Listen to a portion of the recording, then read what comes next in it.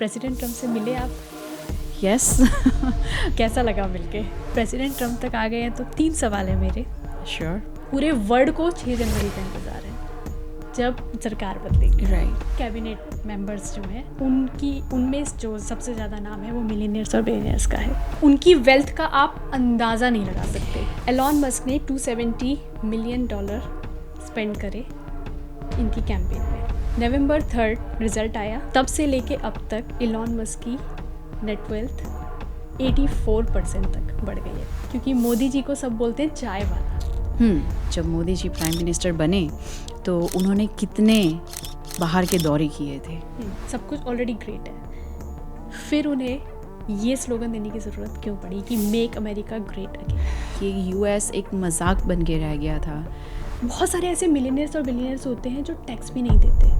India Pakistan की जो war, India Pakistan and then India east Pakistan 71, so दोनों वॉर्स में थे कि जीत हो जाती थी तो ये लोग सारे लोग जाते थे और पाकिस्तान के टैंक्स जो है चेन में डाल के लेके आते थे सारे लोग खींच के। कि अगर मेरे दोनों बेटों में से एक बेटा मिलिट्री में अगर जा सके।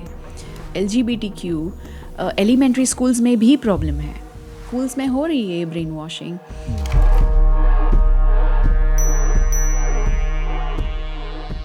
नमस्ते, स्वागत है आपका सफरनामा विद शिल्पी में। मैं हूँ शिल्पी, इस पॉडकास्ट की होस्ट एंड क्रिएटर। सबसे पहले आप सबका दिल से धन्यवाद, आप मेरे एपिसोड्स देख रहे हैं। प्लीज़ मेरे चैनल को सब्सक्राइब करें, लाइक करें और ज़्यादा से ज़्यादा शेयर करें। आज का हमारा ये एपिसोड उन सभी हिंदू अमेरिकन्स के लिए है जिन्हें पता होना चाहिए कि उनकी सपोर्ट में कौन सा संगठन काम करता है। आज बहुत से लोग जानेंगे कि दूसरे देश में आके नेटवर्किंग कैसे की जाती है। आज का ये एपिसोड उन सभी पेरेंट्स के लिए भी है जिन्हें सीखना चाहिए कि अपने बच्चों को कैसे जागरूक बनाया जाए। आज की जो हमारी गेस्ट हैं, इनके अगर आप अचीवमेंट्स देखें तो खाली इंडिया में ही नहीं, USA में भी बहुत हैं। He has been recognised at the Cannes media award for her L'Oreal campaign and won media gold award. And यहाँ USA में she is Texas national chair of Republican Hindu coalition. बहुत सारे इनके अचीवमेंट्स हैं, बहुत कुछ सीखने के लिए है आज हमारे इस एपिसोड में। तो चलिए मिलकर जानते हैं थोड़ा USA की पॉलिटिक्स के बारे में, कैसे यहाँ की सरकार काम कर रही है। तो चलिए मिलते हैं हम अपनी आज की गेस्ट से, निकिता खांबे जी। स्वागत है आपका सफरनामा विद शिल्पी में। Thank you Shilpi, thank you so much. कैसी हैं आप? मैं बढ़िया हूँ, आप कैसे हो? All good. अभी आपसे मिलके मुझे और मज़ा आ रहा है। एक लड़की जो इंडिया में अपने करियर के पीक पे थी, 2012 में वो US से आती है सब कुछ छोड़ के, यहाँ आकर अपना करियर स्क्रैच से स्टार्ट करती है और विद इन 12 ईयर्स वही लड़की Texas national chair of Republican Hindu coalition appoint की जाती है। What a remarkable journey. I am so excited for our conversation. Thank you so much for coming. Thank you, Shilpi. Thank you. It's a big honor for me that I'm sitting in front of you. नहीं, thank you so much for inviting me here. बहुत लोग ऐसे चलते फिरते पूछते रहते क्या चल रहा है, कैसे चल रहा है, यहाँ तक कैसे आ गई, What a remarkable journey. RHC क्या है। So as a national chair, Texas national chair क्या करना होता है। लोगों को लग रहा है कि मेरी आमदनी दुगनी हो गई है। वैसा नहीं है। ये एक वॉलंटरी पोजीशन होती है। So that's what America is all about. America अगर आप देखेंगे तो सभी ऑर्गेनाइजेशंस में, इवन गवर्नमेंट्स में कमिटीज़ होते हैं, बोर्ड्स होते हैं, और ज़्यादातर जो ऑपरेशंस होते हैं ये इसी तरह चलाए जाते हैं बोर्ड और कमेटी मेंबर्स के थ्रू। सो रिपब्लिकन हिंदू कोलिशन RHC ये एक ऑर्गेनाइजेशन, ये एक सुपर पैक है एक्चुअली, जो 2015 में फॉर्म हुई थी। And these are all Republican Hindus जो हिंदू अमेरिकन्स के हित में काम करते हैं, और इनकी आवाज़ जो है वो वाशिंगटन DC तक ले जाते हैं। सो इस जगह में, इस देश में आज इंडियन अमेरिकन्स की नेटवर्थ सबसे ज़्यादा है, लेकिन काफ़ी लोगों को ऐसे लगता है कि हम बहुत प्रिविलेज्ड हैं और हमें तकलीफ़ें नहीं हैं, हमें ज़रूरतें नहीं हैं, लेकिन ये गलत बात है। सो इसलिए RHC जैसी और भी संस्थाएं, लेकिन RHC एक बहुत बड़ा सुपर पैक है जो हिंदू अमेरिकन्स की आवाज़ जो है वाशिंगटन DC तक लेके जाता है टू सेनेटर्स एंड कांग्रेसमैन, ताकि हम इतने पढ़े लिखे लोग यहाँ लीगली आते हैं, तो एक हमारी भी ज़रूरत है। और कभी कभार हमारे साथ भी इनजस्टिस होती हैं, तो इसे कैसे सुधारा जाए। सो ये मेन एक मिशन है RHC का। जनरली हम लोग जब इस किसी पोजीशन के बारे में बात करते हैं ना, कि तो हमारे दिमाग में सिर्फ एक इमेज आ जाती है। मतलब जैसे कि मैंने शुरू से इंडियन पॉलिटिक्स देखी है, राइट। एक इमेज ऐसी आती है कि कोई या तो बहुत सीनियर बंदा होगा, या फिर उसे पॉलिटिक्स का बहुत ज़बरदस्त एक्सपीरियंस होगा, या उसका मतलब होता है ना कि पुश्तैनी जो होता है चलता आ रहा है, जनरेशन टू जनरेशन ट्रांसफर हो रहा है, वो होगा। आपका इंडिया में भी कोई एक्सपीरियंस नहीं पॉलिटिक्स में? नहीं। आप मार्केटिंग फील्ड में थे, जितना मैंने आपके बारे में पढ़ा। यहाँ आकर के भी आपने बिल्कुल स्क्रैच से शुरू किया, आपको कुछ आइडिया नहीं था। ये फ्रेश ब्लड कैसे आया पॉलिटिक्स में? See that is what America is about, you know. जैसे कहते हैं लैंड ऑफ ड्रीम्स, राइट। तो यही वो जगह है जहाँ पे आप अपने सपने साकार कर सकते हो। आप यहाँ पे आपको सपना देखना बहुत ज़रूरी है। जैसे हमारे APJ अब्दुल कलाम थे, हमेशा कहते थे कि सोते हुए सपने देखो और उठ के उसे पूरा करो। यू नो, यही उनका एक बहुत बड़ा कोट है जो मैंने बहुत पहले पढ़ा था, और मैं काफ़ी प्रेरित हुई थी और मैंने सपने देखना शुरू किया था तभी से। मुझे कोई चीज़ छोटी नहीं लगती। मुझे बड़ी चीज़ें पसंद है, जैसे बड़ा बनना, ज़्यादा एजुकेटेड होना, ज़्यादा नॉलेज, सक्सेसफुल होना। मुझे भी बिलियनर बनना है। सो यस, सपने देखना ज़रूरी है, लेकिन उसके लिए एक डायरेक्शन भी ज़रूरी है। तो वो डायरेक्शन मेरे लिए, जैसे यहाँ पे ऐसे कोई मेंटर नहीं था इस कंट्री में। सो that is again another big thing. I didn't have anybody कि कोई मुझे सलाह दे सके, कोई मुझे रास्ता बता सके कि ये करना है। तो आई am a very self taught person, लेकिन मेरे साथ खड़े होने वाले बहुत लोग थे हमारे कम्युनिटी में। हमारी कम्युनिटी जानी जाती है एक दूसरों को नीचे खींचने के लिए, लेकिन उसके साथ कुछ स्ट्रॉन्ग लोग भी हैं जिन्होंने मुझे बहुत सपोर्ट किया है। आप उन स्ट्रॉन्ग लोगों तक कैसे पहुंची? मतलब ये क्वेश्चन उन लोगों के लिए बहुत ज़रूरी है जो अपना नेटवर्किंग कैसे बनानी है वो ढूंढते हैं यहाँ आके, या फिर इस एक धारणा में रह जाते हैं कि यार हम तो अभी आए हैं, हम तो कुछ नहीं कर सकते। शुरू अपने से करो, जहाँ अपॉर्चुनिटी मिले वहाँ पे वॉलंटियरिंग करो। आई थिंक मेरी सबसे बड़ी स्ट्रेंथ है वॉलंटियरिंग की। मैंने कभी किसी को ना नहीं कहा। जब मैं 2012 में यहाँ आई तो मैंने 3-4 महीने तो काउच पे निकाले, TV देखते हुए। I was a new wife, खाना बनाते हुए, पति को खुश रखना अच्छा लगता था। Somebody new in your life, जैसा हमने इंडिया में अपनी मदर को देखा है, या फिर हम TV सीरियल से इंस्पायर्ड होते थे। TV सीरियल मैं देखती नहीं हूँ, बट मोस्टली यही कि एक मुझे हर चीज़ एक्सपीरियंस करना पसंद है। तो ये जब नई लाइफ की शुरुआत हुई नए देश में, तो मैंने आई गिव माई 110%। एंड अच्छा लगता था, and he is a good person, my husband Sudarshan. और हम घूमने जाते थे, खाना बनाना घर पे, मूवीज़ देखना। लेकिन फिर 6 महीनों के बाद मैं बोर हो गई। अगर जो लोग मुझे जानते हैं उन्हें पता है कि मैं कहीं एक जगह बैठ नहीं सकती मुझे काम चाहिए होता है हर वक्त। सो फिर मैंने वहाँ के अपार्टमेंट कॉम्प्लेक्सेस में दोस्ती करनी शुरू की लोगों से। फिर वहाँ से मुझे किसी ने इंट्रोड्यूस करवाया एक सीनियर कम्युनिटी मेंबर को जो काफ़ी आगे थे इस नॉन प्रॉफिट ऑर्गेनाइजेशंस में। उनसे मिलने के बाद फिर उन्होंने मुझे एक नॉन प्रॉफिट ऑर्गेनाइजेशन में एंट्री दी। सो वहाँ पे मैंने कुछ महीने काम किया, और फिर उनका एक फंड रेज़र आ रहा था, तो उस फंड रेज़र की MC मैं बनाई गई। So that was a great opportunity just in my first year. And अच्छा एक्सपीरियंस था। अपॉर्चुनिटी ढूंढो तो मिलती है। आई थिंक कैसा आपको काम करने की इच्छा होनी चाहिए, पैशन होना चाहिए, कुछ कर दिखाने का एक जज्बा होना चाहिए, आई थिंक अपॉर्चुनिटीज सामने से बहुत आ जाएंगी. सो और इतनी आएंगी कि फिर आपको चूज़ करना पड़ेगा. सो ये चीज़ मेरे साथ फर्स्ट ईयर में हुई, और वहाँ उस ऑर्गेनाइजेशन से फिर दूसरे लोगों को मिलकर फिर मैंने एक और ऑर्गेनाइजेशन में मदद की. फिर वहाँ का फंड रेज़र मैंने पूरा सेट किया. और क्योंकि मैं मार्केटिंग बैकग्राउंड से आती हूँ, तो मुझे ब्रांड मैनेजमेंट, ब्रांड क्रिएशन, ये सब करना बहुत पसंद है. तो मैंने एक काइंड ऑफ ब्रांड क्रिएशन उनके लिए किया, उनके कैंपेन के लिए. जो आप आजकल आप सभी को मालूम है, सेवा इंटरनेशनल सेवा का जो फंड रेज़र कैंपेन है, उसका नाम है हेल्प. तो वो नाम जो है हेल्प, वो मैंने तैयार किया था, help every life prosper. Wow, So amazing. this was I back didn't know in about that. yes, back in 2013. और yes, so वहाँ से ये जर्नी छोटे छोटे कदमों में शुरू होती गई. एक्टिविज़म भी मेरे में काफ़ी था. यानी एक्टिविज़म के लिए कुछ इंग्रेडिएंट्स लगते हैं, जैसे you have to be a rebel.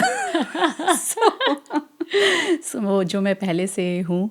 And injustice होते हुए हम देख नहीं सकते, तो स्ट्रेट फॉरवर्ड होना, ये सारे इंग्रेडिएंट्स थे मेरे में ऑलरेडी. सो मैं एक एक्टिविज़म की तरफ घुसती चली गई. और एक social media, actually Facebook, social media काफ़ी ऊपर आ रहा था, लोग काफ़ी एक्टिव हो रहे थे. पहले हम सोशल मीडिया पे फ़ोटोज़ शेयर करते थे, फिर कुछ लोग गेम्स प्ले करते थे, फिर वो सारे फॉरवर्ड्स आते थे. There was an era, right? और फिर वो फेज़ धीरे धीरे चेंज हो गया. फिर आपने देखा कि इसमें बहुत सारे they are trying to bring reform into the society, right? कुछ गलत अफवाहें, कुछ गलत न्यूज़, किसी के अगेंस्ट बोलना, ये सारी चीज़ें बहुत ईजी होती गई सोशल मीडिया पे. एक स्क्रीन के पीछे बैठकर किसी को गलत बताना, ये आज के ज़माने में बहुत ईजी हो गया है. सो ये जब शुरुआत हुआ था, तो मुझे ऐसा लगता था कि ये सही नहीं है. तो मैं वहाँ पे कमेंट्स लिखती थी. लेकिन मेरा ऐसा ही, कमेंट्स लिखने के लिए you have to be knowledgeable, yes, right? So फिर मैं उसके बारे में पढ़ने लगी, यानी जो भी टॉपिक होता था, तो थोड़ा रिसर्च करो. सो ऐसे रिसर्च करते करते करते फिर मैंने इसी दुनिया में मैं आ गई, एक्टिविज़म में, हिंदू राष्ट्र, हिंदुइज़म के बारे में. कैसे, जैसे इतनी दूर आकर हम कैसे हमारे राष्ट्र के सम्मान को बना कर रखें, वो एक बहुत इम्पॉर्टेंट चीज़ है. सो उसके लिए मेरा पढ़ना बहुत ज़रूरी था. और ऐसा नहीं है कि मैंने बहुत सारी बुक्स पढ़ी है, लेकिन मैं छोटे छोटे एक्सर्प्ट्स पढ़ती रहती हूँ कहीं ना कहीं पे, जो आज भी कायम है. I love reading. मैं ब्लॉग्स पढ़ती हूँ, आर्टिकल्स पढ़ती हूँ. और मेरा ऐसा है कि मैं सिक्के के दोनों साइड की चीज़ें भी पढ़ती हूँ.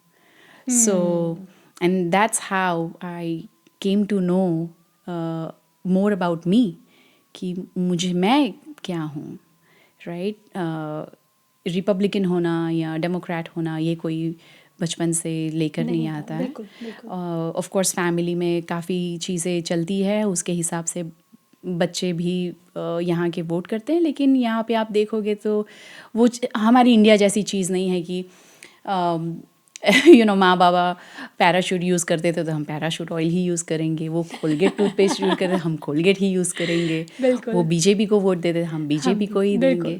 ये चीज़ यहाँ पे नहीं है. यहाँ पे सबको अपने अपने तरीके आजमाना पसंद है, अपने एक्सपीरियंस के थ्रू.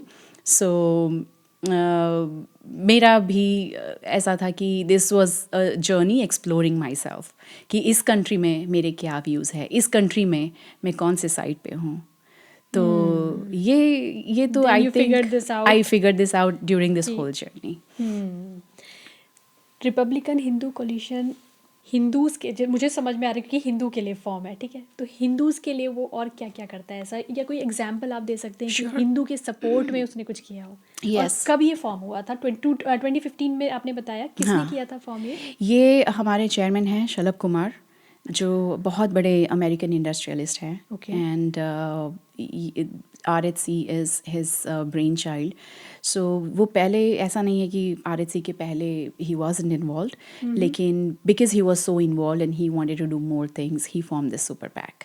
और मैं एक एग्जांपल देती हूँ. जैसे जो बड़ा इशू हम अभी हैंडल कर रहे हैं वो है डाल का.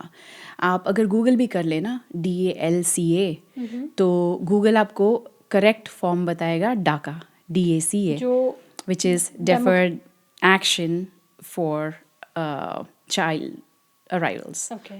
right? लेकिन डाल का जो है वो लीगल चाइल्ड अराइवल्स के लिए है, ठीक है. Okay. सो इसमें डिफरेंस क्या है कि डाका जो है वो अनडॉक्यूमेंटेड इलीगल्स जो आए और उन वो जो अपने बच्चे लेकर आए वहाँ से, not born here, born in other countries, जो इलीगली आए हैं, लेकिन उन्होंने बचपन से ही US देखा है, उन्हें अपनी होम कंट्री की भाषा भी नहीं पता है और उन्हें सिर्फ इंग्लिश पता है. They are raised here. So इनके लिए जो राइट्स के लिए जो लड़ रहे हैं, यानी वो नाम है डाका, DACA. लिबरल्स, डेमोक्रेट्स बहुत ज़ोर शोर से इसे सपोर्ट करते हैं. लेकिन डाल का जो हमारे इंडियन अमेरिकन्स इंडिया से लीगली आते हैं वीज़ा पे, ठीक है, और because of the green card backlog इनका ग्रीन कार्ड नहीं हो पाता है, या H1B का एक लिमिट होता है वो ख़त्म हो जाता है. तो इनके साथ जो बच्चे आए थे इंडिया से, ये आफ्टर 21 ईयर्स इन्हें वापस जाना पड़ता है उनके पेरेंट्स के साथ. सो लेट्स से पेरेंट्स का वीज़ा नहीं हो पाया या ग्रीन कार्ड नहीं हो पाया, तो the children have to go back. लेकिन ये तो लीगली आए थे, और हर चीज़ हमने लीगल की, तब भी इनके बच्चों के लिए कोई नहीं लड़ रहा है. तो ये एक जो है RHC ने मुद्दा उठाया डालका का. सो वो एक सबसे बड़ी चीज़ है जिस पे काम कर रहे हैं. और because there are various issues, not just one, RHC ने सो 2023 में हिंदू कॉकस रजिस्टर किया गया था. ओके. और ये हिंदू कॉकस रजिस्टर हुआ, again this was by efforts of Shalabh Kumar and RHC.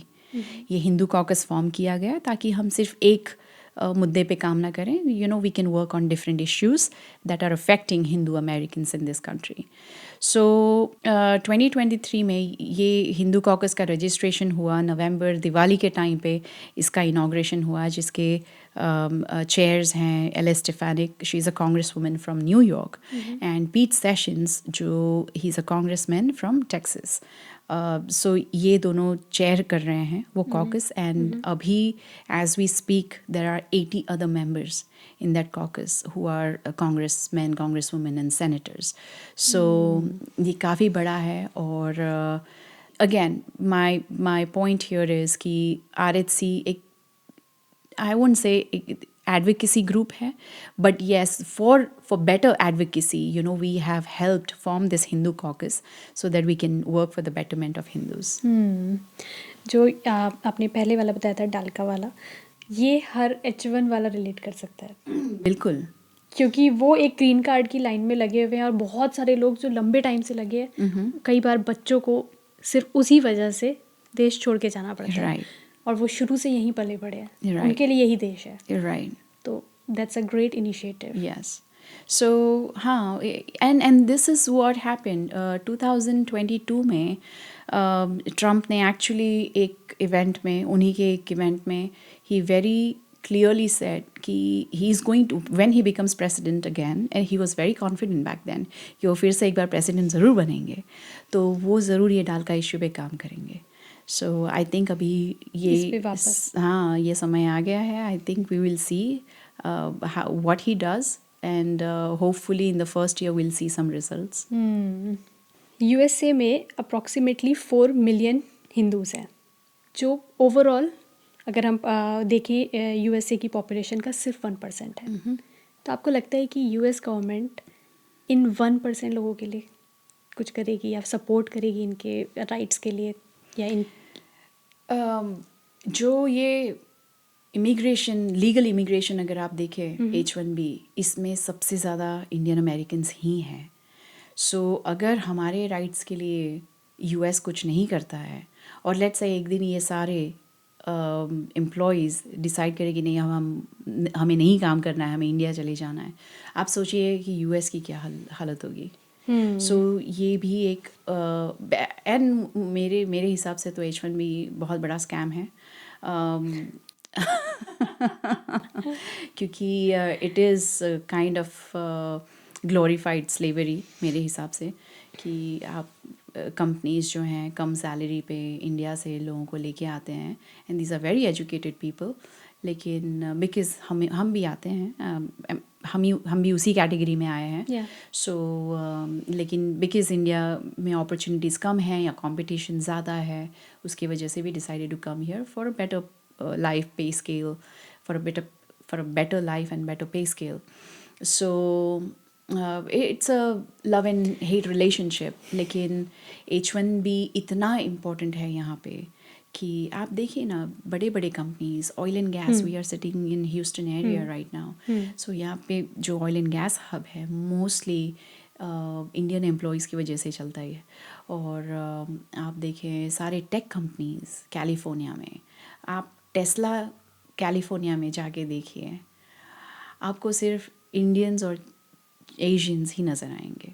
So Asians, by Asians I mean multiple South Asians like Chinese, Koreans, Taiwanese, lot of other people, but Indians skill population ज़्यादातर वहीं से आती है। Right. So skill population के लिए ठीक है, शुरुआत में नहीं बोलेंगे, एक हद तक नहीं बोलेंगे, but now people have started speaking up.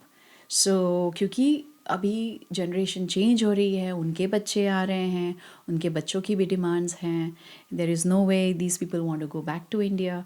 So I think ये अच्छे चेंजेस हैं एंड मेरे हिसाब से स्पेशली ट्रम्प एडमिनिस्ट्रेशन जो है हिंदू अमेरिकन्स की सुनेंगी। क्या एक्सपेक्ट कर सकते हैं हम सेकंड टर्म, प्रेसिडेंट के सेकंड टर्म से? आई थिंक जो डोज है इनका, ये सबसे बड़ा एक धमाका है। आई थिंक क्लीन अप बहुत ज़रूरी है। और सी रिपब्लिकन पार्टी की जो वैल्यूज़ हैं उसमें जो टॉप 3 में एक चीज़ आती है कि लेस गवर्नमेंट, यानी गवर्नमेंट का जो एक स्थान है वो एक लिमिटेड हद तक है। गवर्नमेंट लोगों के लाइफ में ज़्यादा इंटरफियर नहीं कर सकती। Actually government can not tell you कि आपको कौन से वैक्सीन्स लेने हैं, आपको कितने बच्चे करने हैं, आपको पेरेंटिंग कैसे करना है। ये गवर्नमेंट का काम नहीं है। गवर्नमेंट का काम है मोस्टली इंफ्रास्ट्रक्चर देखना, टैक्सेस रखना, and yes high taxes is again something that Republicans don't like, लेकिन कुछ हद तक टैक्सेस भी ज़रूरी है, you know, to have a good infrastructure. Roads बनने ज़रूरी हैं, स्कूल्स बनने ज़रूरी।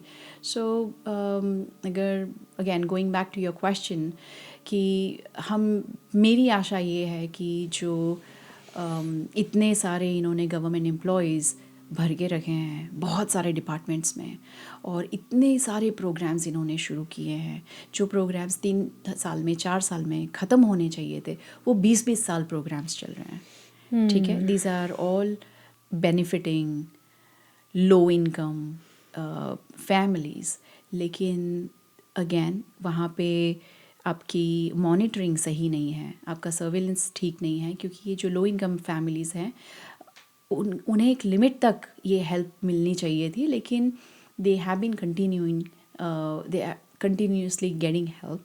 और क्योंकि इन्हें आदत पड़ चुकी है, यू नो, फ्री का पैसा किसको पसंद नहीं है, राइट? यानी अगर आपकी ज़रूरतें सिर्फ एक, I don't know if I really should say this, लेकिन कुछ लोगों की ज़रूरतें बस यही है कि अच्छे दिखना, बाल सैलून में अच्छे बनाना, यू नो, नाखून बड़े रखना, अच्छी कार चलाना।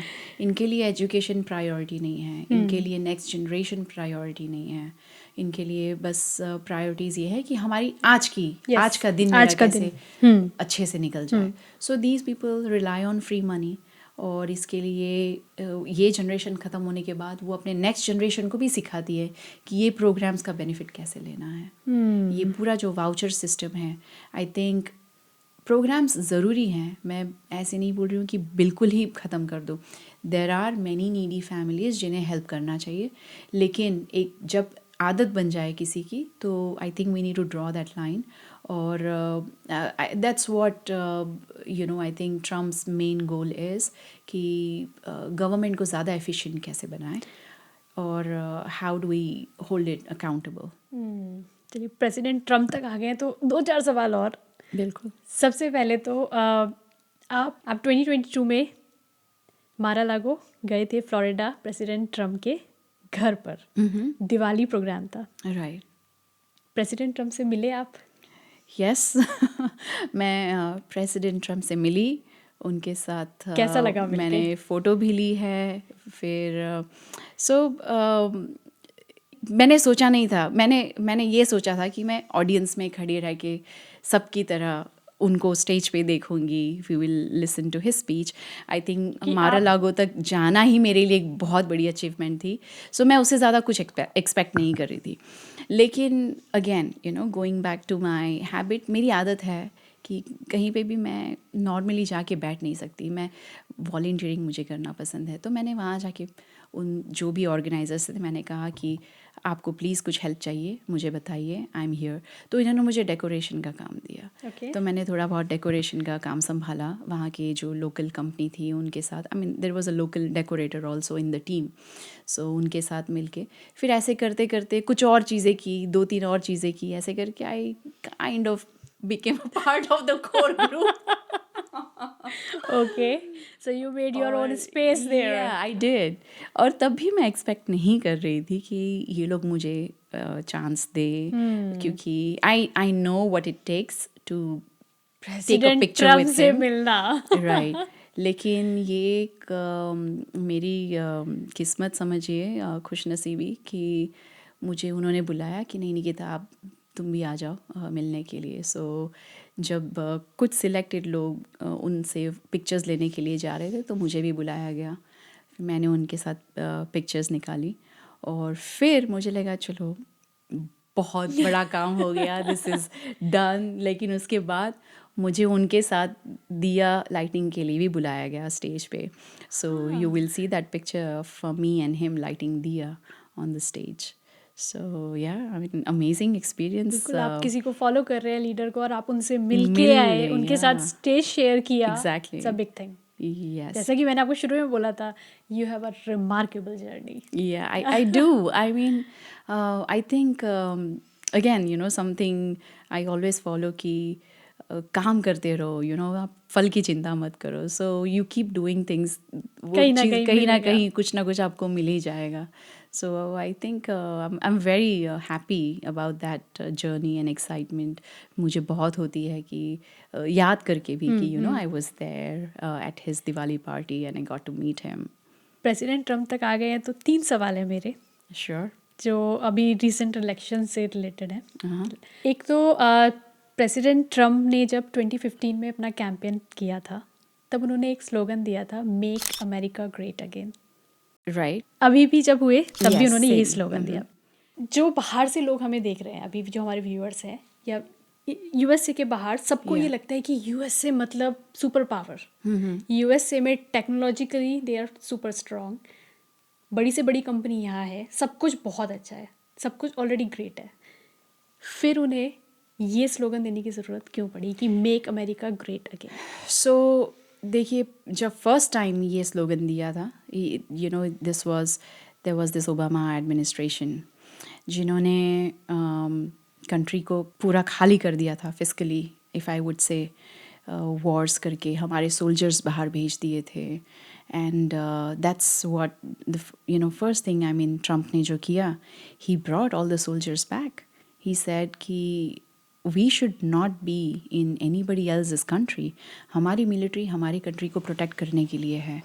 और ठीक है, वर्ल्ड में अगर किसी को ज़रूरत पड़े तो उन्हें मदद करनी चाहिए, लेकिन some of the problems were just created. This is a very complex industrial military lobby इसे कहते हैं, जो आप वॉर्स के थ्रू आप अपनी इकोनॉमी को बढ़ाएं. सो that is something I think he wanted to end, and that's when he said make America great again.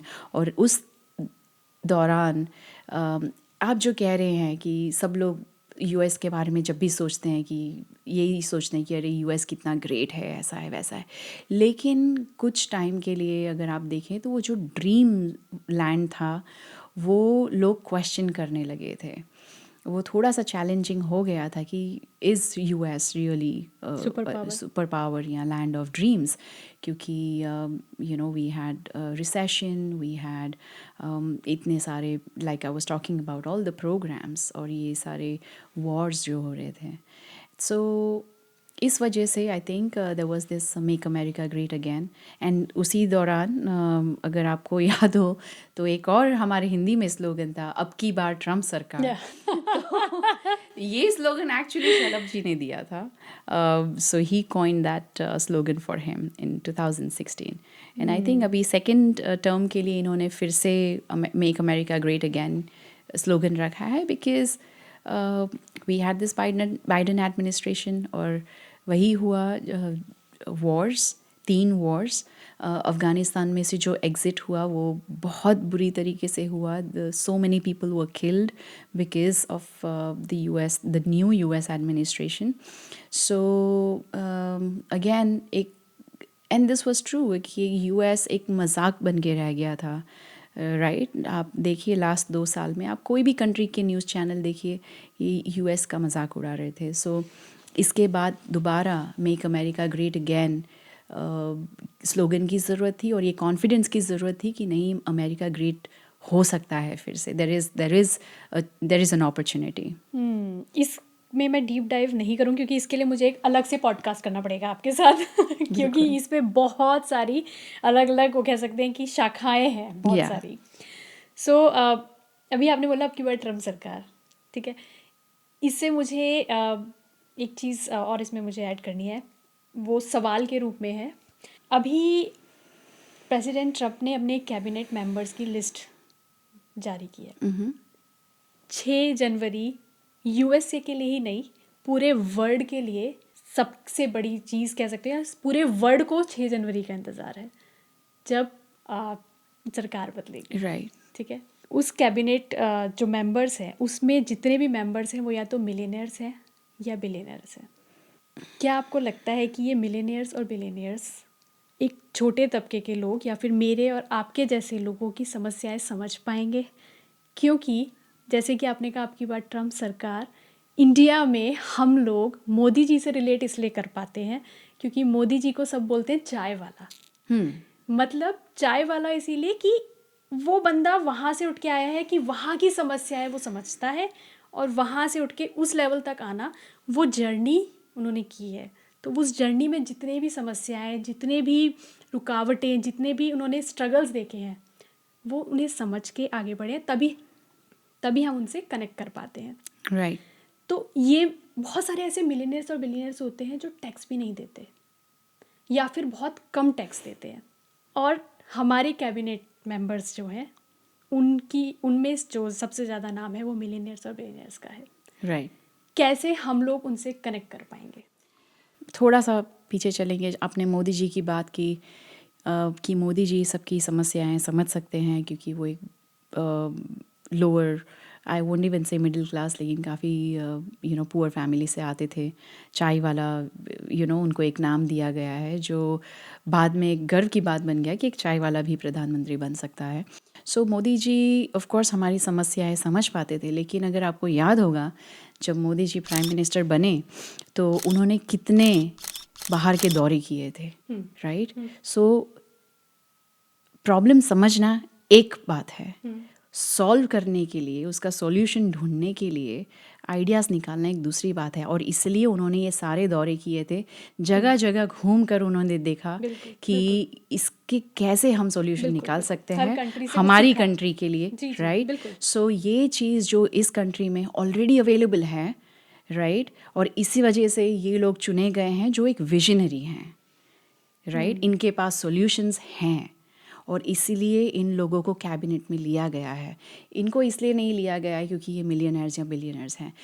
ठीक है, वो एक बात, इट्स अ बेनिफिट, क्योंकि अगर आप हमारे यहाँ भी आईएएस की एग्ज़ाम्स वगैरह देखें तो वो ये क्वेश्चन, हमारे यहाँ आईएएस की एग्ज़ाम्स या और इंटरव्यू बहुत टफ होते हैं, राइट। और इंटरव्यू में वो ये जानकारी निकालते हैं कि ये फैमिली या ये बंदा कितना ज़रूरतमंद है। अगर वो उन्हें लगा कि ये ज़रूरतमंद है और तो शायद मेरे ख्याल से वो पास भी नहीं होते हैं, क्योंकि उनका ये एक अंदाज़ा रहता है कि ये ज़रूरतमंद है तो ये घूसखोरी करेगा, ठीक है।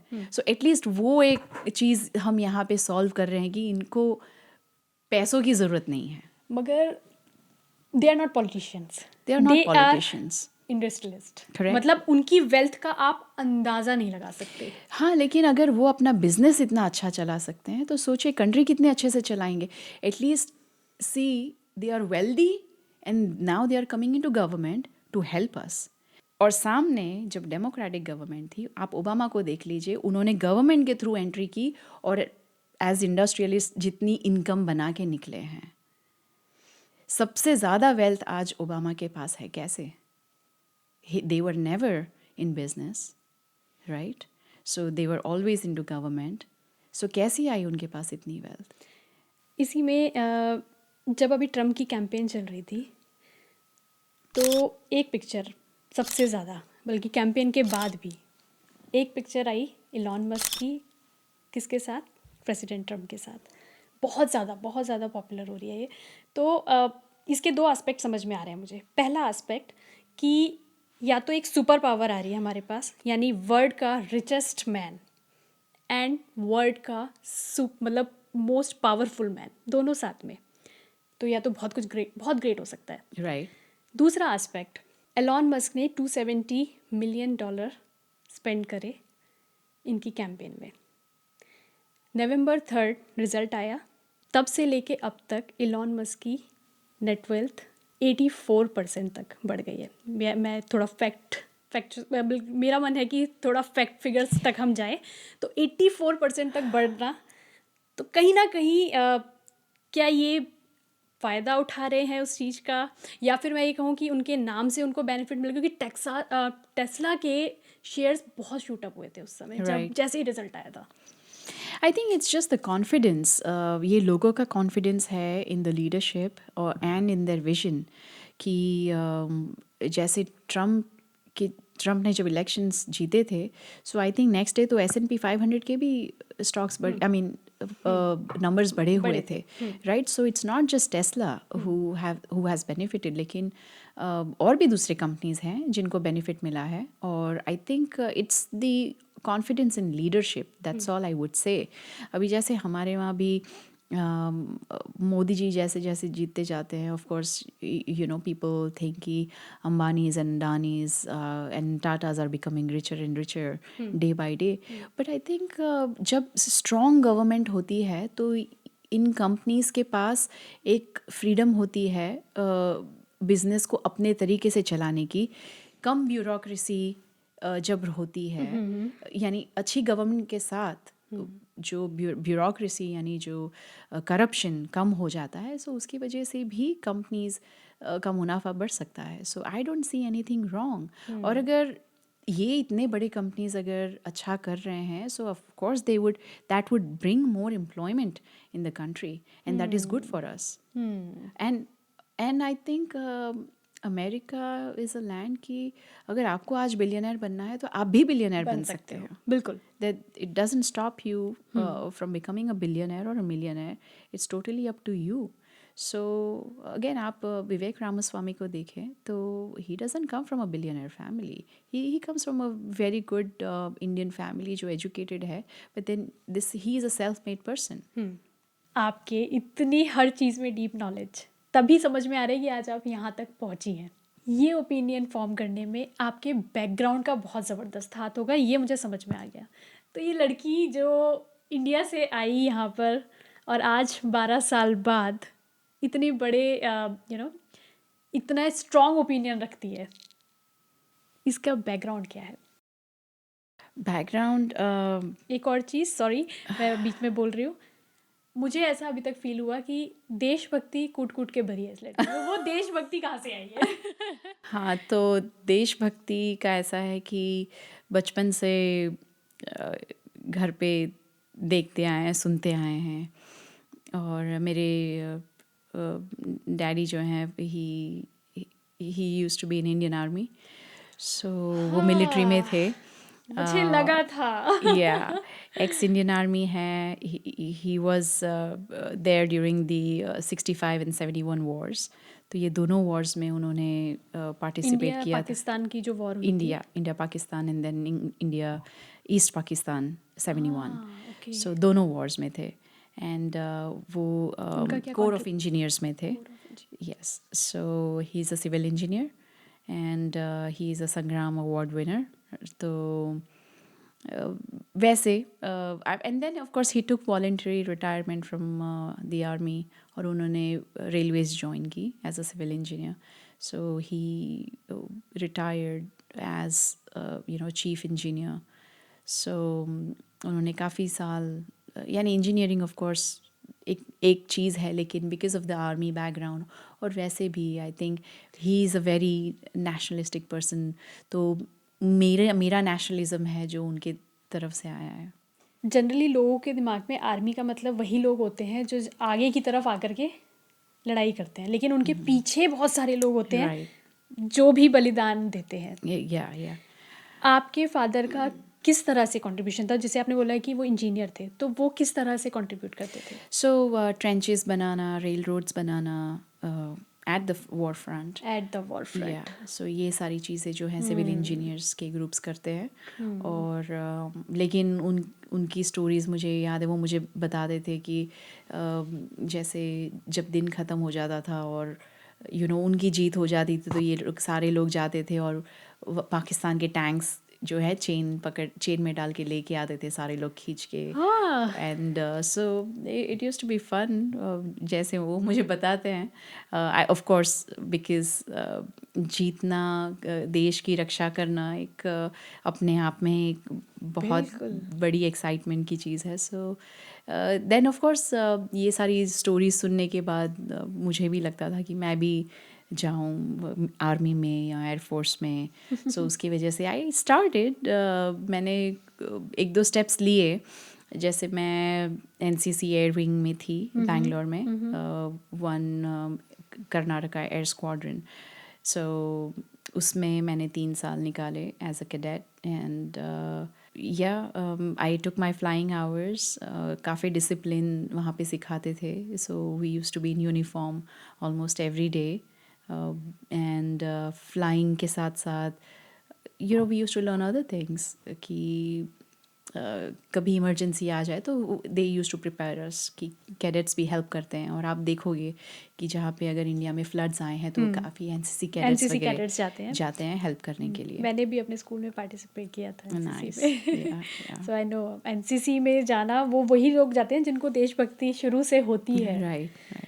तो आज भी जब भी 26 जनवरी की परेड होती है तो मेरा वो दूरदर्शन चलाना वो एक रिचुअल हो गया है। रिचुअल हो गया। या आई थिंक वो फ्लोट्स देखना बिल्कुल, हर साल जो परेड में एक nice. नई चीज़ जो ऐड होती है वो Yeah. देखना।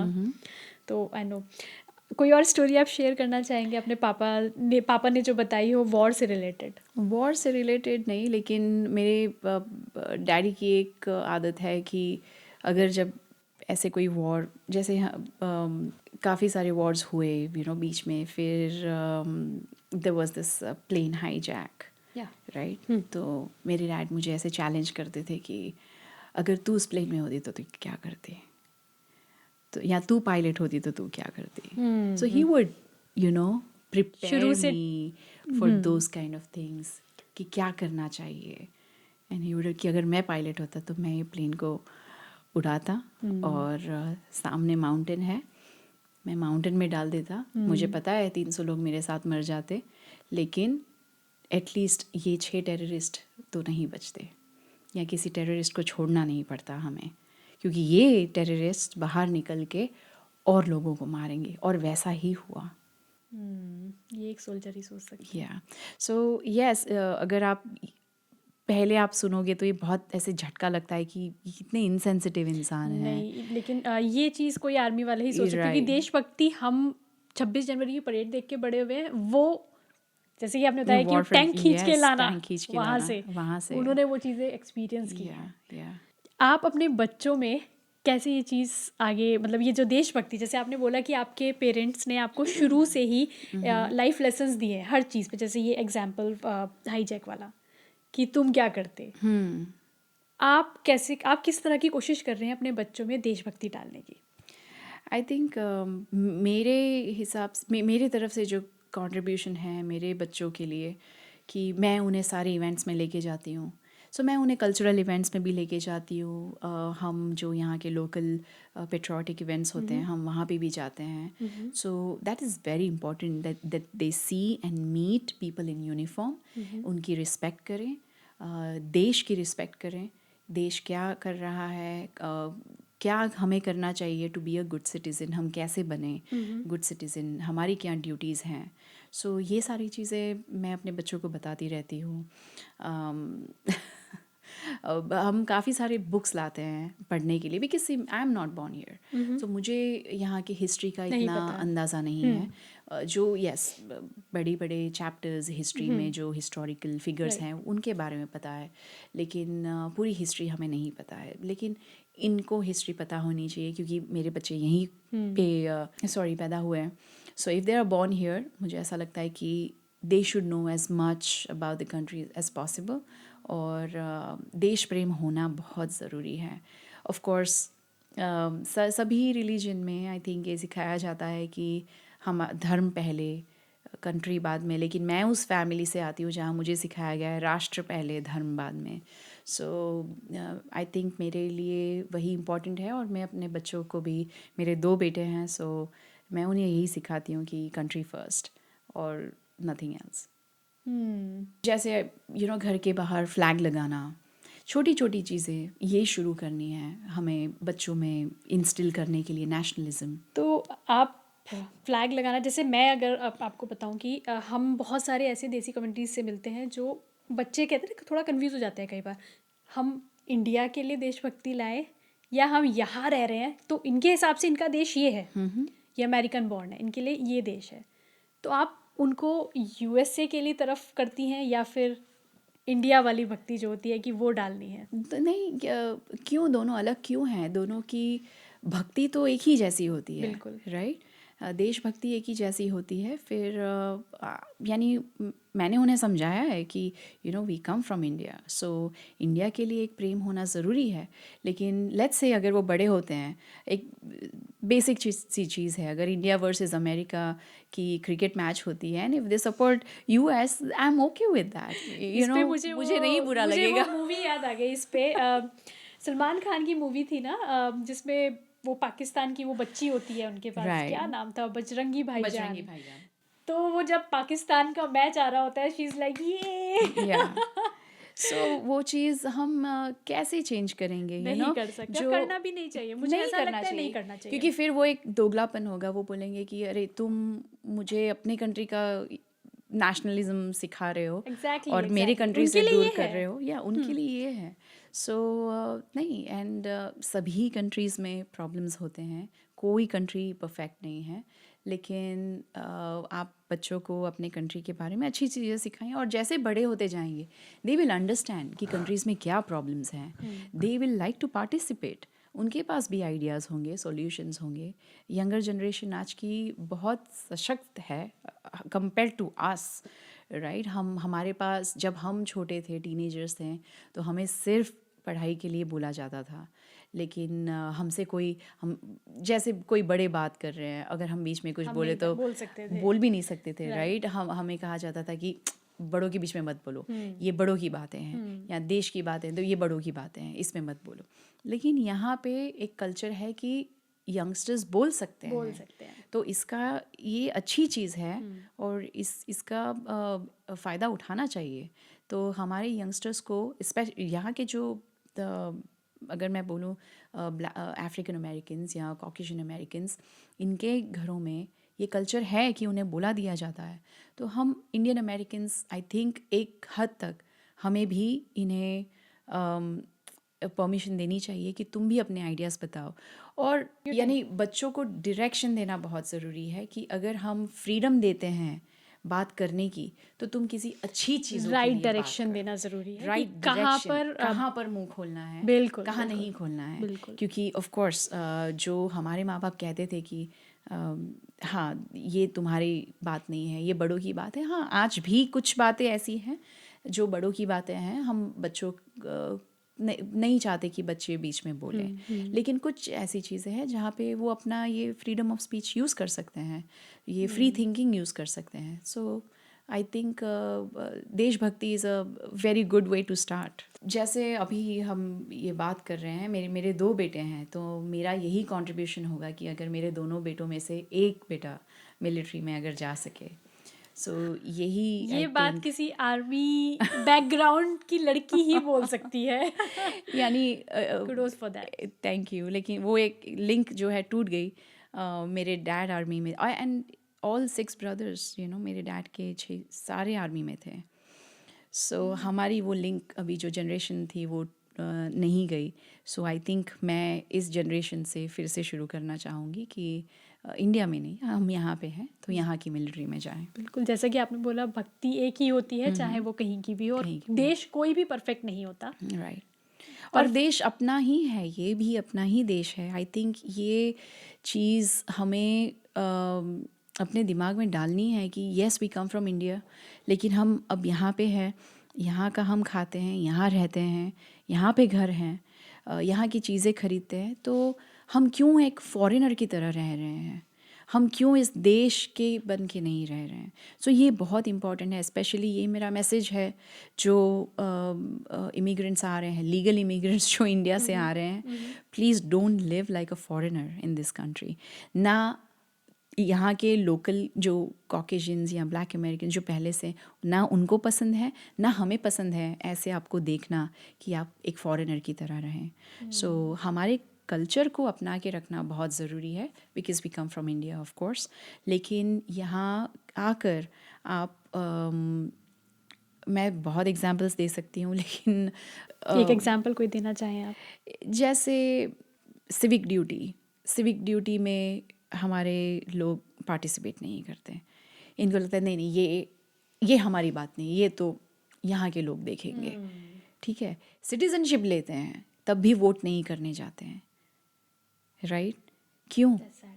That's very sad. और हम इस चीज़ के लिए जाने जाते हैं।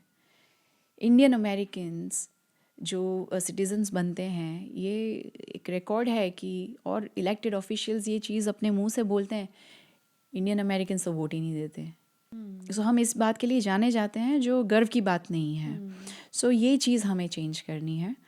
जैसे एक वो हो गई, कुछ एजुकेशन रिलेटेड हैं चीज़ें जो हमें देखनी है कि हम अपने बच्चों को actually, this is a very good point कि फॉरगेट एजुकेशन में तो हम बहुत आगे हैं, लेकिन एजुकेशन के बाद हम कितने इंडियन अमेरिकन्स अपने बच्चों को यहाँ के सर्विसेज में जाने के लिए मोटिवेट करते हैं या इनकरेज करते हैं।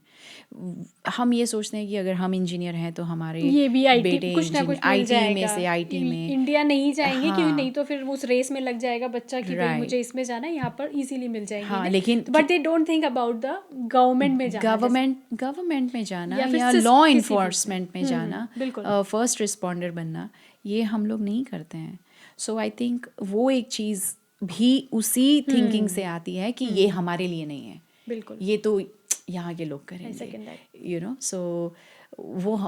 So I think that needs to be changed कि ये हमारी ही कंट्री है।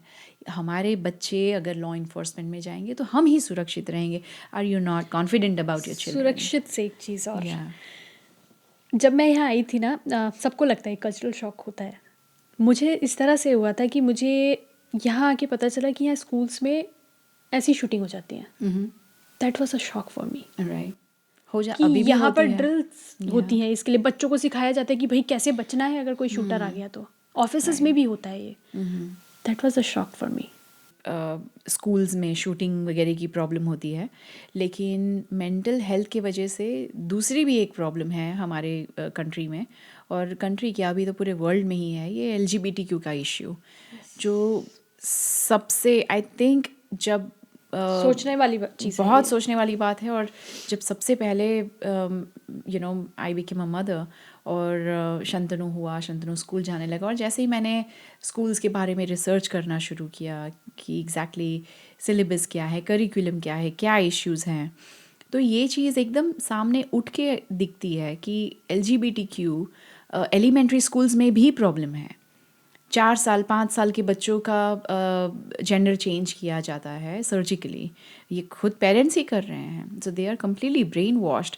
अभी ये मेंटल हेल्थ पेरेंट्स की है ना, जो बच्चों का करते हैं, बच्चों की तो मेंटल हेल्थ का कोई प्रॉब्लम नहीं है, राइट, ये पेरेंट्स की प्रॉब्लम है। और फिर जो है फिर एक ग्रुप है जो टीनेज में जैसे ही जाते हैं, सो जैसे ही आप टीनेज में जाते हो, आप देखते हो कि काफ़ी सारे टीनेजर्स आजकल खुद को ट्रांसजेंडर बताते हैं, या बोलते हैं कि नहीं मैं तो होमोसेक्सुअल हूँ। सो ये प्रॉब्लम आजकल टीनेजर्स में आ रहे हैं। Again this is a mental health issue. और मेरे हिसाब से, again I am not a mental health professional, लेकिन ये बहुत ही नॉर्मल सी चीज़ है। अगर आप नंबर्स देखें तो 2004-2006 में ये पॉपुलेशन सिर्फ 4% हुआ करती थी, आज ये पॉपुलेशन 22% है। सो आपको काफ़ी लोग कहेंगे कि नहीं अभी इतने सालों में जो है ये एक्सेप्टेंस लेवल बढ़ गया है हमारे प्राइड मूवमेंट की वजह से। सो हमने इतनी एक्टिविज़म, जो पॉजिटिव एक्टिविज़म है उसकी वजह से एक्सेप्टेंस बढ़ गया है, but that's not the case.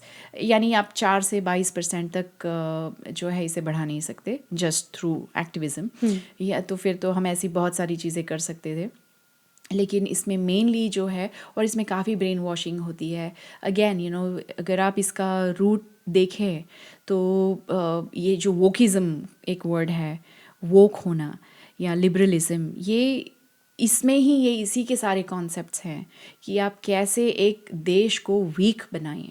तो ये एक तरीका है कि उसकी मैस्कुलिनिटी को आप टारगेट करें, ठीक है। आप इनके जो यंग जनरेशन है इन्हीं को बेकार बना दें, यहाँ से एजुकेशन निकाल दें, यहाँ से आप फैमिली सिस्टम निकाल दें, आप सिंगल मदर फैमिली बनाएं या सिंगल पेरेंट फैमिली बनाएं।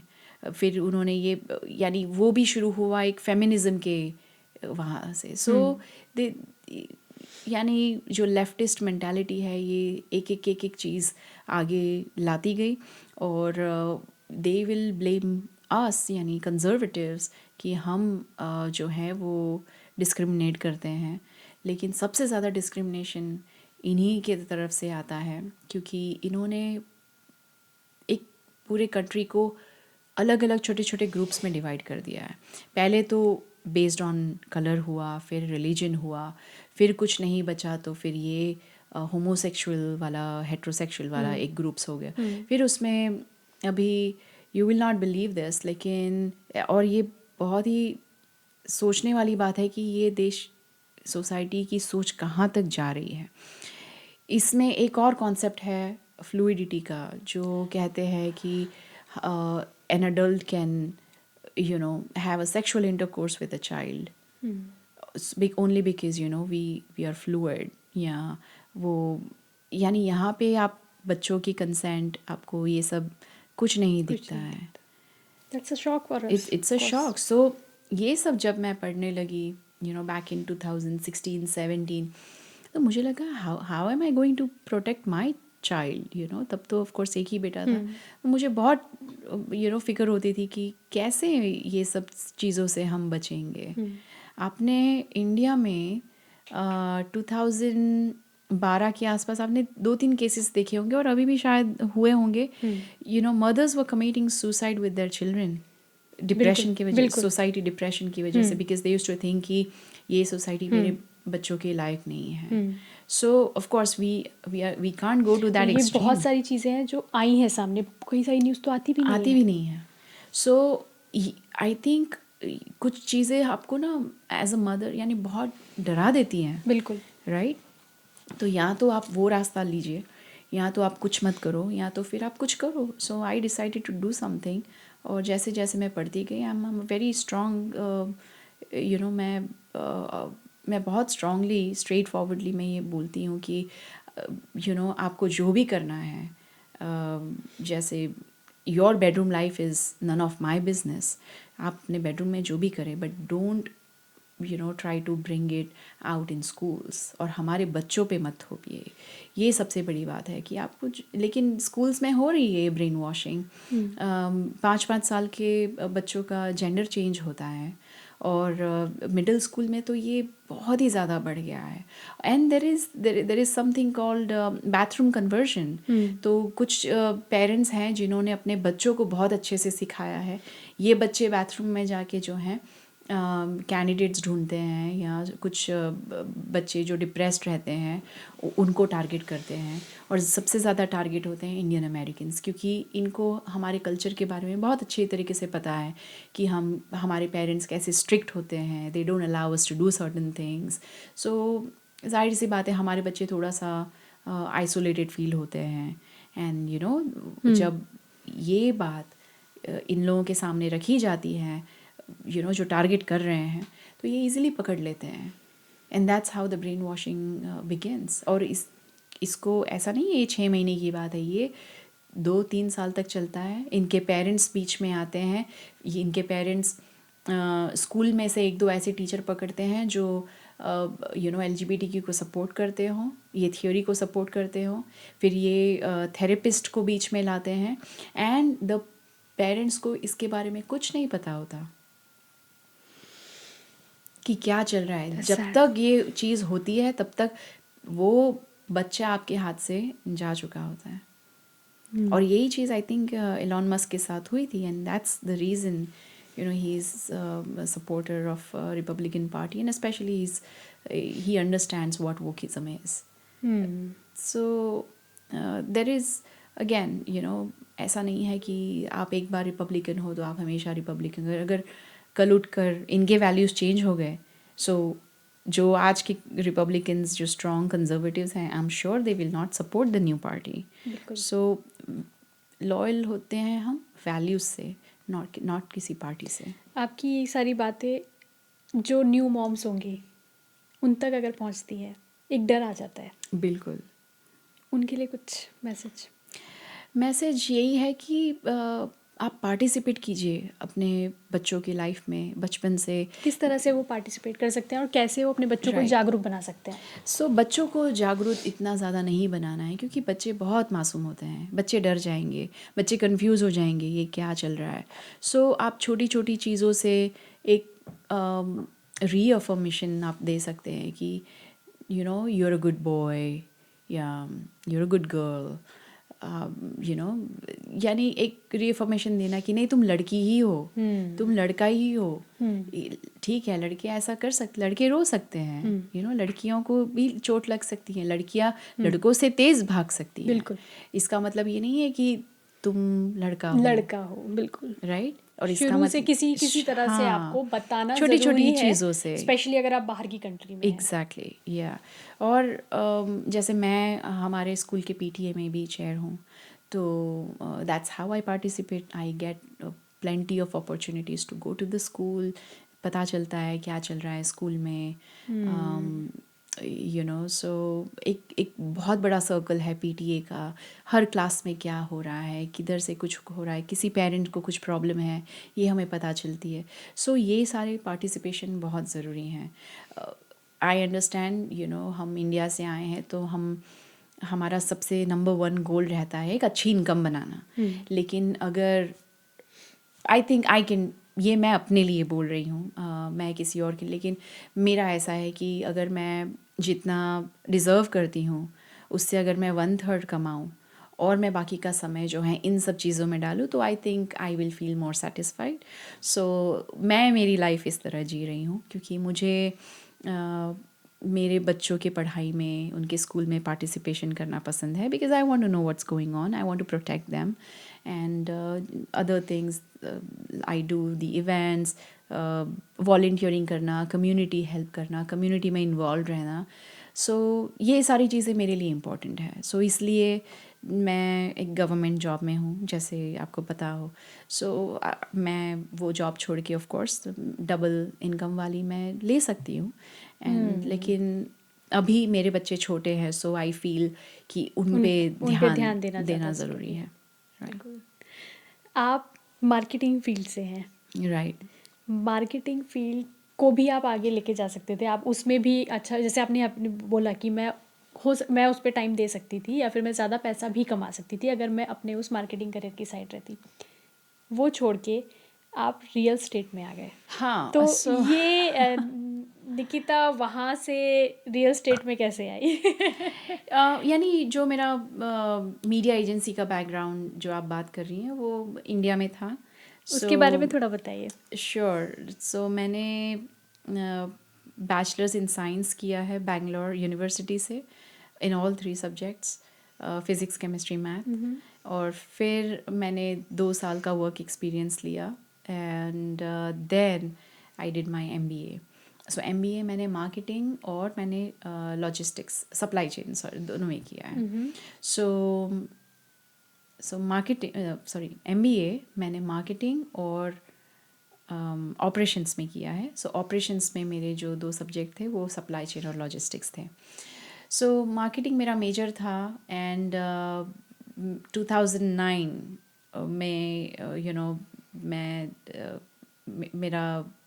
मेरे इंटरव्यूज़ वगैरह चल रहे थे, ये रिसेशन का टाइम था, जॉब्स अवेलेबल नहीं थे, right. So as a typical middle class family, you are told कि तुम ये बैंक की एग्ज़ाम दो, वो बैंक की। मैंने आई थिंक 1 डज़न बैंक की एग्ज़ाम्स दिए, इंटरव्यूज़ दिए, कुछ नहीं हो रहा था क्योंकि I think it was a time, मैं फेज़ ही वैसा था।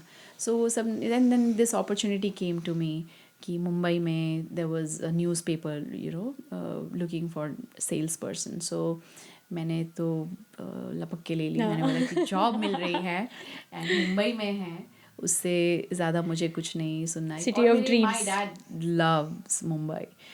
सो सबसे पहले मैंने डैड को ही बोला कि मुंबई में है, मैं तो कभी रही नहीं हूँ and he is lived in Mumbai for a long time. मेरे डैड ने सिविल इंजीनियरिंग वहीं से की थी, लेकिन मैं नहीं रही थी वहाँ पे। So and dad is, first thing he said is, Mumbai से ज़्यादा सेफ सिटी औरतों के लिए कोई नहीं है इंडिया में। बिल्कुल सही। So you don't worry about it, you will be fine. ये चीज़ मैंने फील की लास्ट ईयर में गई थी, मुंबई होके आई। मुंबई घुसते ही समझ में आ गया कि उसकी वाइब ही अलग है। लोग जो बोलते हैं कि it's a city of dream, और मुंबई एक ऐसी जगह है जहाँ आप रात को कितने भी बजे निकल जाओ, राइट, आपको ऐसा फील ही नहीं हो सकता कि आप कहीं बाहर हो। Of course, I mean you don't do stupid things. So वो तो खैर कहीं भी हो सकता है, बट या इन शॉर्ट मतलब फ़र्क पता चलता है। राइट, नॉर्थ से आप उधर जाओ तो फ़र्क पता चलता है। बिल्कुल।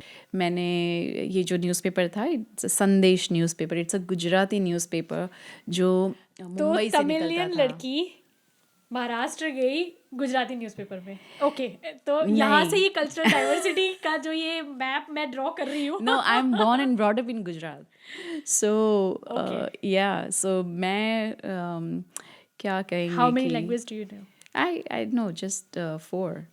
सो तमिल मैं बोल नहीं पाती हूँ, मुझे थोड़ी बहुत समझ में आती है। So I am born and brought up in Gujarat, वहाँ पे मेरी स्कूलिंग हुई। I move to Maharashtra just for 1 year in Sangli, जहाँ पे मैंने अपना 12th ख़त्म किया। उसके बाद मैं बैंगलोर गई मेरा बैचलर्स करने के लिए। Then I move back to Surat. Work experience, मैंने 2 साल वहाँ पे काम किया और मैं I was of course studying for CAT as well, जो IIM की एंट्रेंस एग्जाम्स होते हैं। Of course I couldn't clear CAT, लेकिन आई हैड इनफ परसेंटाइल कि मैं एक अच्छे कॉलेज में एडमिशन ले सकूँ। So that's how I got into MIT Pune school of business. So वहाँ पे मैंने यू आर द अपना MBA परफेक्ट किया। इंग्रेडिएंट जो किसी एक, जैसे आप जिस पोजीशन पे आप हो वहाँ के लिए एक यही तड़का चाहिए होता है, diversity, diversity. I think that's क्योंकि very Houston important. Is a मतलब पता है कि डाइवर्सिटी ही है यहाँ पे। लोग आते हैं ह्यूस्टन, उन्हें मिनी इंडिया लगता है। राइट, लेकिन एक्चुअली कहते हैं ना कि आप जितना ट्रैवल करते हो आप उतना ज़्यादा सीखते उतना हो। ज़्यादा सीखते हो। सो आई थिंक हर आपने सिटी ट्रैवल में बहुत किया है, अपने मैं, इंडिया में ही या आपने बहुत ट्रैवल किया है।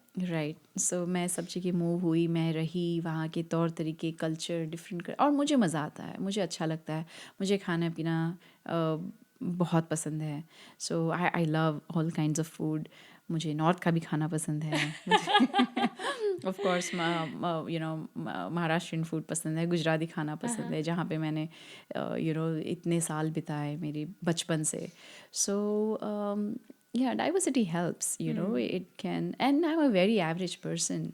I think ये सारे जो achievements हैं, it's only because of couple of things that have happened in my life. जैसे ये अलग अलग शहरों में रहना, अलग कल्चर्स एक्सपीरियंस करना, डाइवर्सिटी, घर में मेरी इतनी डाइवर्सिटी है, तो आई थिंक उस वजह से जो है मेरे अचीवमेंट्स हैं। तो आपने कोई ऐसा मोमेंट आपको याद हो अपनी मीडिया एक्सपीरियंस से जो आप आज भी याद करते हो कि मज़ा आ जाता है, मैंने सही काम किया था, जो मैंने बिल्कुल। लपक के जॉब ले ली थी उसका कुछ फ़ायदा मुझे मिला? उसका फ़ायदा ये हुआ कि मैं लोडस्टार यूनिवर्सल जो मीडिया एजेंसी है, मैं उसमें I was an employ there, and बहुत अच्छी टीम मिली थी, बहुत अच्छे डायरेक्टर मिले थे मुझे। So I was in to 360 degree activation team. So हमारी टीम ऐसी थी जो there is a radio team, there is a TV team जो इनके एड्स मैनेज करती हैं। हम लोग ब्रांड के कैंपेन्स, इंटरैक्टिव कैंपेन्स कैसे बनाने हैं हम वो मैनेज करते थे। इवेंट्स करना, रोड शोज़ करना, आउटडोर में कुछ तो नया करना। So one was of course जब माइक्रोसॉफ्ट क्लाउड इंडिया में लॉन्च हुआ था, तब हमने आई डिड देयर कैंपेन।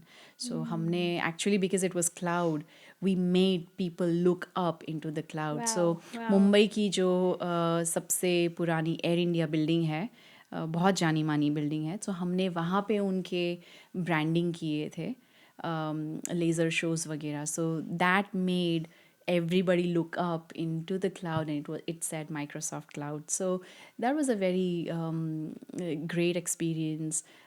जब आपके ideas actually reality में बदलते हैं तो बहुत अच्छा लगता है. So that was one, and then I worked with different brands like Mahindra and Mahindra, Tata, L'Oreal. So L'Oreal के साथ of course we did their green earth campaign, जिससे मुझे बाद में गोल्ड कैन अवार्ड मिला, media alliance gold can award. So ये वही, yes, so again that was another जैसे गोल्ड कैन अवार्ड आप बता रहे हैं, जैसे मैंने जो सुना है फिल्म फेस्टिवल के भी होते हैं, तो क्या ये कुछ ऐसा ही होता है? सेम टाइम में मीडिया अवार्ड्स भी होते हैं। तो आपने वो रेड कारपेट पे जाना? नहीं, सो इसी वो मीडिया के लिए रेड कारपेट नहीं होता है। Okay. So and of course I did not go to France, लेकिन हमारे जो मैनेजर्स थे वो गए थे, जो seniors, and they brought the gold lion back to us. Amazing. And I of course मेरे पास आज भी पिक्चर है, so I think that was another big achievement that I have. और वो करने के बाद फिर ऑफ कोर्स 2012 में मेरी शादी हुई, I came here to Houston. So Houston में मीडिया एजेंसी का जो एंटरटेनमेंट इंडस्ट्री है वो नहीं है यहाँ पे। सो that is all in New York and California. तो इसके वजह से फिर मैंने एक दूसरा पाथ चूज़ किया, रियल एस्टेट का, because I wanted something flexible, because I knew कि अभी फैमिली शुरू करेंगे तो थोड़ा सा फ्लेक्सिबल चाहिए। एंड मुझे पहले से रियल एस्टेट पसंद था, और जब मैंने हमारा घर हमने लिया तो काफ़ी चीज़ें मैंने सीखी उसमें, and I thought maybe I can do this. So फिर 2015 में मैंने लाइसेंस लेके आई स्टार्टेड वर्किंग। किसी को अगर रियल एस्टेट में जाना हो तो वो किस तरह से जा सकते हैं, किस तरीके का एग्ज़ाम होता है? So there is an online school, there is an in-person school. यहाँ ह्यूस्टन में बहुत बड़ी अच्छी स्कूल है जहाँ पे आप जाके 2-3 महीने में आप कोर्स कंप्लीट कर सकते हैं, and then you write your exam. Okay. So but you need to have work permit for that. Yeah. तो आपको कोई एक्सपीरियंस की ज़रूरत नहीं है नहीं. उसके लिए, बस आप एग्ज़ाम क्वालिफाई Right. करें और आप ऑन बोर्ड. हाँ, आप एग्ज़ाम क्लियर करें और आपको किसी ब्रोकर को जॉइन करना होता है. Okay. और 4 साल के एक्सपीरियंस के बाद आप खुद ब्रोकर बन सकते हैं. तो आपने यही So- पाथ चूज़ किया कि पहले आपने किसी ब्रोकर को ज्वाइन किया? नहीं, मैं आज भी किसी ब्रोकर के साथ ही हूँ because I don't want to be a broker. Okay. आपने अपना कैसे नेटवर्किंग बढ़ाई रियल स्टेट में? मैंने see again real estate, there are lot of people out there, good realtors in Indian community जो बहुत बड़े सक्सेसफुल बने हैं. I am not in that league, I am a very average realtor. लेकिन मेरी knowledge अच्छी है. मेरे पास जो मेरे फ्रेंड्स या इन मेरे सर्कल में से जो भी बिजनेस आता है, आई रियली अप्रिशिएट दैट. क्योंकि again you know this is not the only thing I want to do. I have tens of other things that you know I have on mind जो मुझे achieve करनी है. So आप यहाँ अगर इस area में, ह्यूस्टन एरिया में, there are 80,000 real estate agents. So आप इनसे compete कर रहे हो, लेकिन उसमें of course there are only 10,000 platinum members, अगर मैं आपको टर्म बताऊँ, of the association, Houston association of realtors. So networking आपकी इम्पॉर्टेंट है. आप किससे बात करते हो, आपको बिजनेस कहाँ से आ सकता है. ऑफ कोर्स अगर आपकी फ्रेंड है और आप ही के सर्कल में दो और रियल्टर्स हैं, तो ऑफ कोर्स वो तीनों आप लोग एक ही जन से बात कर रहे हो, राइट. लेकिन सो मैं थोड़ा सा हट के मैं करती थी. मैं लॉन मोविंग लोगों से बात करती थी, मैं रीमॉडलर से बात करती थी, क्योंकि अगर कोई रीमॉडलिंग करवा रहा है तो हो सकता है वो घर बेचना चाहे, इसलिए वो ये रीमॉडलिंग वही करवा बात हो रहे गई. हैं. जैसे हम इंडिया में अगर किसी को खबरें जाननी है तो वो सैलून पे जाते हैं कि यहाँ चले जाओ, आपको कल की सारी खबर वो बता मिल देंगे. जाएगी, राइट. तो आपने बिल्कुल सही बंदा पकड़ा. या सो मैं ऐसे ही लोगों से बात करती, यू नो, करते ये काम करते मार्केटिंग वाले कर सकते हैं. राइट, कहाँ से इंफॉर्मेशन निकालना है, आई थिंक मुझे पता है. So that's how I build some business. और फिर मेरे पास ये अपॉर्चुनिटी आई कि मैं एक फुल टाइम जॉब में जाऊँ, जो something that I am passionate about. So 2023 में, अभी मुझे 2 साल हो जाएंगे जनवरी के फर्स्ट वीक में, I join commissioner Andy Myers team, who is Commissioner Andy Myers is a Precinct 3 commissioner in Fort Bend County. तो बहुत एक्सपीरियंस्ड कमिश्नर हैं. 28 साल से you know he is given his life to Fort Bend County, और उनके जैसा visionary मैंने देखा नहीं है. Of course there are the Elon Musk and the Vivek Ramaswamys, लेकिन हमारे लोकल यहाँ पे Andy Myers is one person जिनके पास बहुत बड़ा विजन है. एक चीज़ मैं ऐड करूँगी इसमें, जिन लोगों को नहीं पता उनके लिए, कि कमिश्नर के बारे में आप जैसे कह रही हैं कि इतने साल का उन्हें एक्सपीरियंस है और बहुत विजनरी हैं. उनके बारे में मैंने भी पढ़ा था and I am super impressed. लेकिन उनके बारे में देसी कम्युनिटी को निकिता से पता चला. So that's the power of Nikita. I mean I just want to add, क्योंकि ये तारीफ है आपकी कि आप यहाँ, आपके अंदर एक वो कहते हैं एक ऑरा होता है किसी का, कि वो लोगों को कनेक्ट कर सकता है. So you have that power कि आपकी वजह से हम जान पाए कमिश्नर एडी मायर के बारे में. आई थिंक इट्स अ ब्लेसिंग कि मैं कनेक्ट कर पाती हूँ बहुत लोगों से. बिल्कुल. और not just in Indian American community, but I have friends in every community. आप एशियन कम्युनिटी ले लें, आप Bangladeshi community, Pakistani community, Hispanic community, मैं सब जगह पर यू नो लोगों से अपनी दोस्ती बनाए रखती हूँ, क्योंकि मुझे पसंद है. And I think it's a blessing. So ये again it's so there is a background to it कि कमिश्नर जो हैं वो रीडिस्ट्रिक्ट हुए थे एक नए रीजन में, and again it was part of politics. So ये जो नया रीजन है, नया प्रीसिंक्ट 3, यहाँ पे 33% एशियंस हैं. So इसके लिए he wanted you know an Asian face, somebody who can connect with the community, who so that you know we can help the community. Because एक wall बनती है, एक barrier रहता है. So वो barrier को तोड़ने के लिए he wanted someone from the community to work in his team. हर जगह देखा उनको, हमने रक्षाबंधन मनाते हुए देखा, मतलब हम उन्हें कनेक्ट करना, लोगों से कैसे कनेक्ट करते हो आप, उनको कोई ज़रूरत नहीं है वो चीज़ें करनी, बट वो इतने ज़्यादा रूटेड है मेरे ख्याल से, मैं सही वर्ड होगा कि he is a very rooted guy, कि किस तरह से उन्हें लोगों से जुड़ना है. I think he respects the He minority respects. community. Yes, he Yes, respects them a absolutely, lot. absolutely, absolutely. Because especially Indian Americans and Pakistani Americans, you know, we हमारे बहुत कम लोग जो हैं ये वाउचर सिस्टम पे dependent होते हैं. So especially Indian communities, हम काफ़ी हम इंडिपेंडेंट हैं, हम गवर्नमेंट पे एक बोझ नहीं है. We are not a burden to the government. We are educated. So that's the reason, you know, he respects all of us.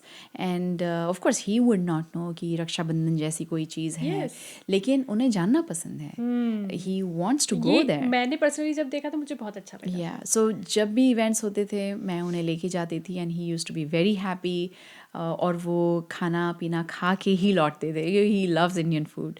So again वो एक पीआर का रोल मेरे लिए अच्छा रहा है. I think it's another feather in my cap. And हम elections भी जीत गए. सो दैट शोज़ कि Congratulations for that. Thank you कि काम हुआ है और अच्छा काम हुआ है, लोगों ने एक्सेप्ट किया है. And and he has a lot of accomplishments. It's just about कि हम कैसे again promote करें उनको, कैसे लोगों तक पहुंचाएं. Because there is so much noise in politics. ये भी है, ये भी है, ये भी है, किसे चुने. तो एक वो right messaging जाना बहुत ज़रूरी था. Right. Thank you so much Nikita for all the insights. आपने इतना सब कुछ डिटेल में बताया हमें. आई एम श्योर कि जो हमारे व्यूअर्स होंगे उन्हें देख के बहुत मज़ा आएगा. स्पॉटिफाई पे जो हमारे लिसनर्स हैं उन्हें सुन के बहुत मज़ा आएगा. और बहुत सारी चीज़ें जैसे कि मैं बता रही थी कि जो न्यू मॉम्स होती हैं वो जिस चीज़ के लिए कंसर्न होती हैं, आई एम श्योर वो आपके साथ कनेक्ट कर पाएंगी और वो भी इन सब सवालों के जवाब ढूंढेंगी. कैसे आप अपने बच्चों के साथ जुड़ सकते हो उसका एक बहुत सही तरीका जो आपने बताया कि आप स्कूल में वॉलंटियर करो. वहाँ That is बच्चों one को way, समझ yeah. सकते हो. बिल्कुल. That's a one way of course. बाकी तो बहुत सारे तरीके बहुत होते हैं. तरीके हैं. yeah. So thank you so much Nikita. Thank you Shilpi. And again I am बहुत सारे ऐसे क्वेश्चंस होंगे जो शायद हमने पॉडकास्ट में कवर नहीं किए होंगे, बट अगर anybody wants to reach out to me या किसी को मेरा कोई जवाब पसंद नहीं है, अगर उन्हें बात करनी है, so I am here. I would love to talk to them. बिल्कुल. और व्यूअर्स से मैं ये कहूँगी कि ये पॉडकास्ट यहाँ ख़त्म नहीं हो रहा है. हम आपके साथ वापस पॉडकास्ट करेंगे ठीक 3 महीने बाद. बिल्कुल. I'll be ready. Thank you so much Nikita for your time. Thank you.